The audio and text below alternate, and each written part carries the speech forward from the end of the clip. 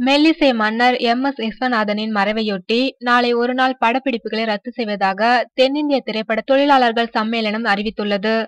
1200 படங்களுக்கு மேல் இசையமைத்த பழம்பெரும் இசையமைப்பாளர் எம்.எஸ். விஸ்வநாதன் இன்று காலை சென்னையில் காலமானார். அவரது இறுதிச் சடங்கு நாளை நடைபெற உள்ளது. அவரது உடலுக்கு திரையுலக பிரபலங்கள் தங்களது அஞ்சலியை செலுத்தி வருகின்றனர்.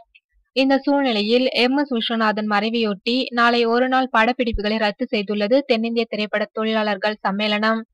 இது தொடர்பாக வெளியிட்டுள்ள அறிக்கையில் கூறியிருப்பது: தமிழ் திரையுலகில் அழிக்க முடியாத பொக்கிஷம், இசையுலகில் முடிசூடா மன்னன்.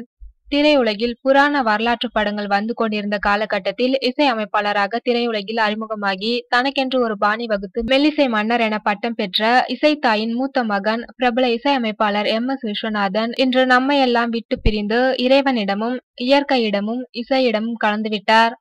அவருடைய ஆத்மா சாந்தி அடைய தென்னிந்திய திரைப்பட தொழிலாளர்கள் சம்மேளனம் சார்பாக இறைவனை பிரார்த்தனை செய்வதோடு அவரது குடும்பத்தாருக்கும் ஆழ்ந்த இரங்கலை தெரிவித்து அவருக்கு இறுதி மரியாதை செலுத்தும் வகையில் நாளை ஒருநாள் படப்பிடிப்புகள் ரத்து செய்யப்படுகிறது என அந்த அறிக்கையில் தெரிவிக்கப்பட்டுள்ளது.